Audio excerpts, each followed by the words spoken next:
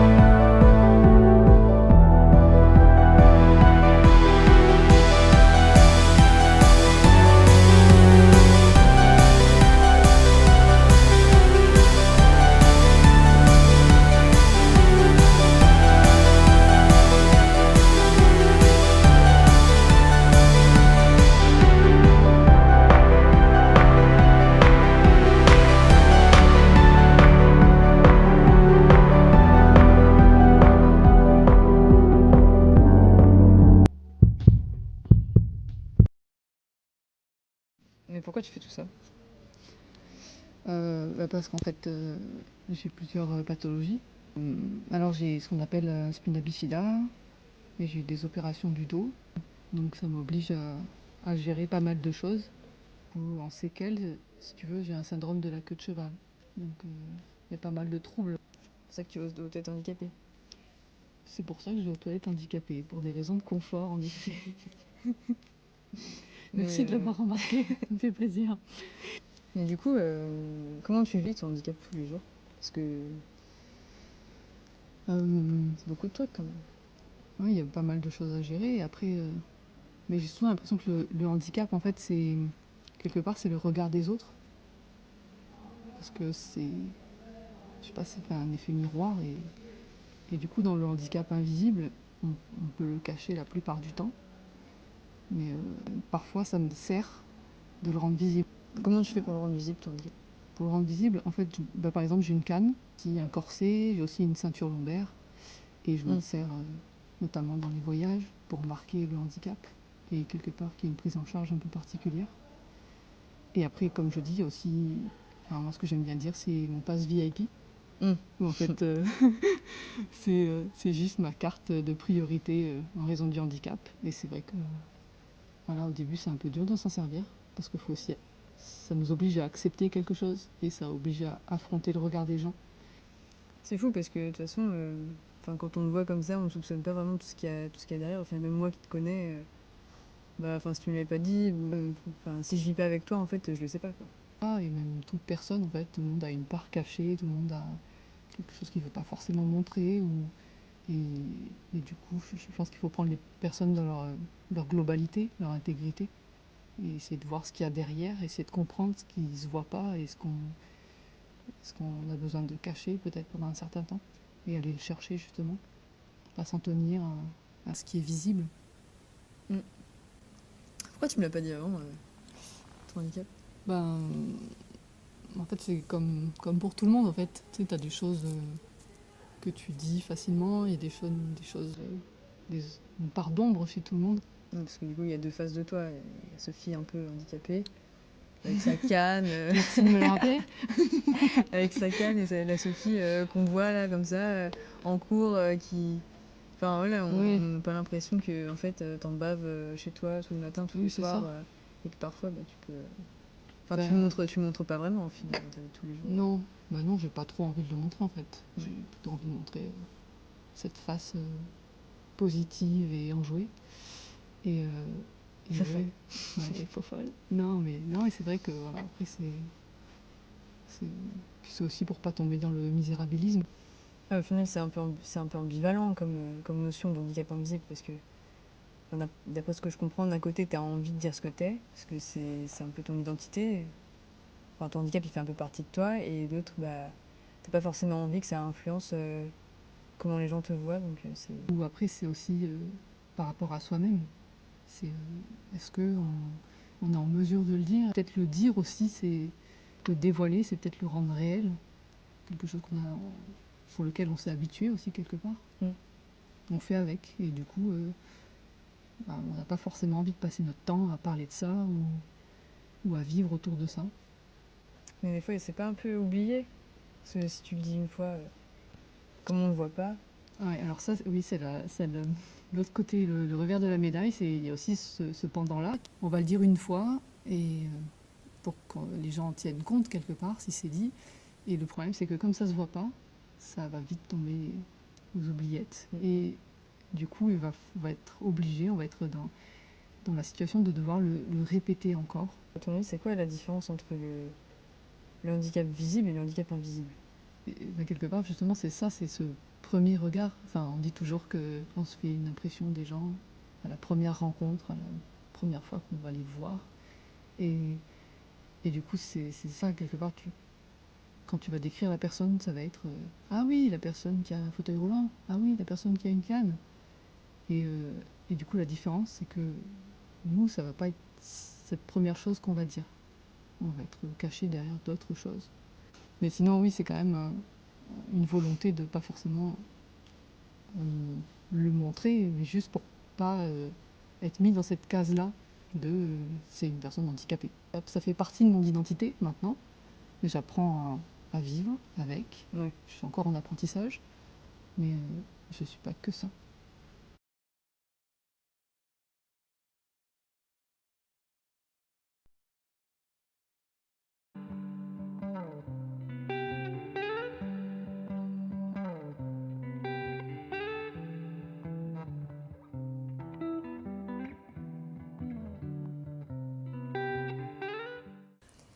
Bonjour Morgane, Bonjour. comment ça va? Impeccable, au top. Est-ce que tu peux nous dire quel est ton handicap invisible et pourquoi est-ce qu'il est invisible? Alors, mon handicap invisible, c'est le syndrome de Gilles de la Tourette, qui se caractérise par des tics et de la coprolalie aussi, c'est-à-dire que je lance sans faire exprès des insultes, comme le mot putain, exemple. Après, il me demande énormément d'énergie parce qu'en fait, comment dirais-je, j'essaye de me retenir, de ne pas forcément dire certains mots. Du coup, je me retiens et c'est super compliqué. Il est d'un côté visible et d'un côté invisible, c'est-à-dire que visible, il est au quotidien pour moi, c'est-à-dire que je le ressens, je sais quand est-ce que les tics vont sortir, du coup je me retiens. Et invisible parce que je suis quand même sous neuroleptique, c'est-à-dire qu'ils m'apaisent, me calment et du coup ils inhibent les tics. C'est-à-dire que c'est pas que j'en ai plus, mais j'en ai moins. Et comme en fait ça a été diagnostiqué à l'âge de 19 ans et que la maladie s'est présentée à l'âge de 5 ans, du coup, entre 5 et 19 ans, ça a été vraiment un petit peu, enfin, vraiment compliqué par rapport au regard des autres, par exemple. Voilà. Du coup, ce que les autres ne voient pas, c'est que tu prends beaucoup de médicaments et que tu te retiens. Exactement. Je prends des médicaments tous les jours, le soir. Il est quotidien. Et dans tous les cas, comme c'est une maladie chronique, je l'aurai à vie, ce médicament. Voilà. Quelles ont été tes difficultés par rapport au regard des autres? Au regard des autres, c'est la difficulté de se sentir différente dans tous les cas, et de se sentir pas un monstre, mais genre le regard de se dire mais elle est bizarre, qu'est-ce qu'elle fait, pourquoi elle fait ça. Du coup, ça nous ramène à se dire mais pourquoi je suis malade, pourquoi j'ai cette maladie, pourquoi en soi moi je porte cet handicap-là et pas une autre personne. Du coup, on se remet beaucoup en question et entre 5 et 19 ans, je me suis beaucoup remise en question, ça c'est sûr. Moi, je l'accepte, ma maladie, puisque à l'âge de 19 ans, j'ai vu un neurologue qui m'a dit tu as cette pathologie. Du coup, ça m'a soulagée. Je me suis dit je mets un mot sur ce que j'ai. Je ne suis pas différente, je suis juste, entre guillemets, malade. Et je suis comme je suis, il faut que j'avance et j'en fais ma force. Par rapport à ma maladie et mon regard, par exemple, quand j'étais en psycho, comme j'ai une licence de psycho, dans un cours, le prof, en fait, il me reprenait à chaque fois, il me disait de me taire. C'est-à-dire par rapport au fait que j'avais des tics. Et du coup, il me disait, mais c'est bon, arrêtez de faire du bruit. Du coup, je suis venue à la fin du cours et je lui ai expliqué en fait que c'était une pathologie, que je n'avais aucun contrôle sur le fait d'avoir des tics. Et du coup, il a compris en fait que c'était pas vraiment ma faute, le fait de faire ce genre de choses. Et je vais vous raconter une anecdote. En fait, les tics évoluent en fonction de l'âge, c'est-à-dire que ils sont tous différents en fonction de certaines années. Et il y en a un qui était magique, je l'avoue. En fait, je faisais un pas en avant et deux pas en arrière. Alors pour vous dire que pour avancer, c'était compliqué.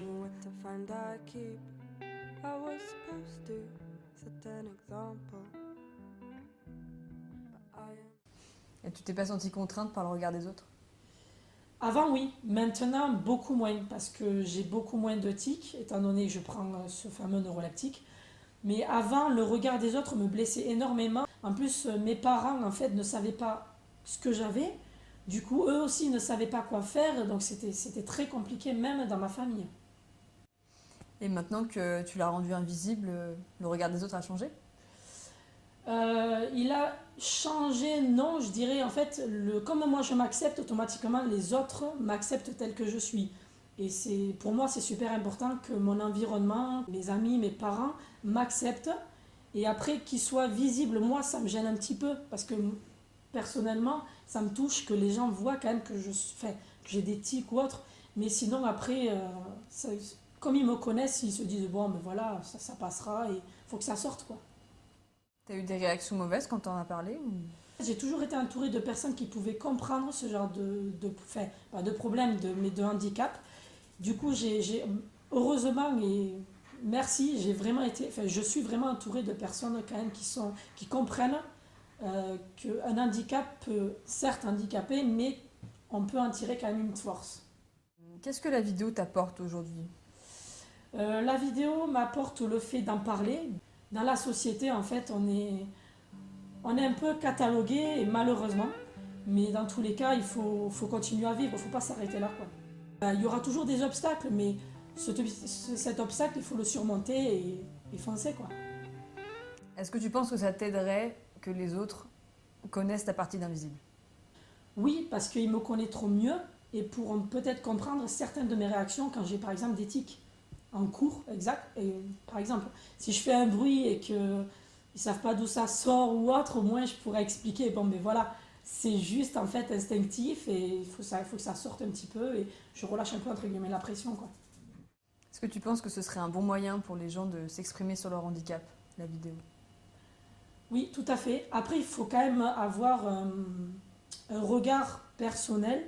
Il faut quand même se dire, bon, moi je suis comme ça, il faut accepter pour pouvoir après en parler. Parce que c'est super compliqué d'en parler n'ayant pas accepté soi-même. Moi, ça va à l'heure actuelle, quoi. Je suis heureuse dans ma vie. Toute personne a une partie visible et invisible. Et que c'est par choix qu'elle peut s'exprimer. Par exemple en ergothérapie, puisque je fais des études d'ergothérapie. En fait, le but étant que la personne en face, enfin le patient, s'exprime et donne des éléments pour qu'on puisse l'aider. Donc se rendre disponible pour la personne est très important. Et donc dans tous les cas, en fait, c'est un petit peu notre rôle et notre but aussi. Est-ce que tu veux rajouter quelque chose? Oui, éventuellement, mais juste acceptez-vous tel que vous êtes. Il ne faut pas se fier aux apparences. Et toi, Cap, qu'est-ce que tu en dis?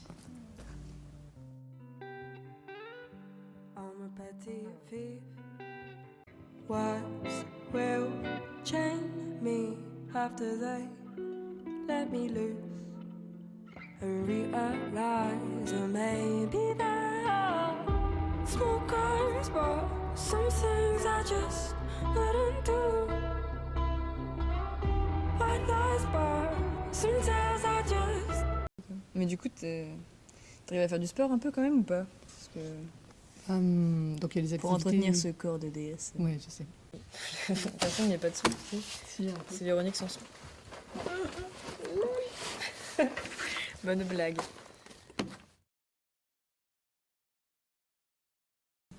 Qu'est-ce que je dis de spécial sur les toilettes?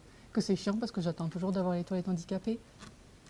Les toilettes, c'est chiant, je trouve, c'est pas mal. Bah du coup, tu peux dire... Les toilettes? Bah tu vois, pour les toilettes, c'est pour ça que j'ai toujours les toilettes handicapées, par exemple. Tu peux... Question de regard dans le handicap invisible. C'est ça. Ah oui, c'est ça ma question. Si je peux me permettre, on n'est pas toujours capable de dire. Hein, ouais. C'est pas toujours facile, quoi. Ouais, c'est vrai. C'est vrai. C'est pour ce que tu dis. Qui ça, je dirais. Comment on le met maintenant? Non, pas la vidéo. C'est bon, vidéo. Faut que t'en regardes cette vidéo. C'est un peu difficile. D'accord. Je sais pas quoi dire. Je parle trop bien, je suis épatée par mon talent. Ouais, on comprend ma question, enfin, tu vois ce que je veux Oui, dire. oui, bien sûr. Par contre, faut pas que tu répondes par oui. Oui. Non, mais du coup, c'est ça, bon. t'aurais dû le dire. On en reparle des toilettes? Tu peux le redire. Si vous préférez vous prendre cette peine. D'avoir une assise plus haute. Et sinon, c'est un peu compliqué pour contrôler les sphincters. I'm a petty thief. What I find I keep. I was supposed to set an example, but I am a vandal.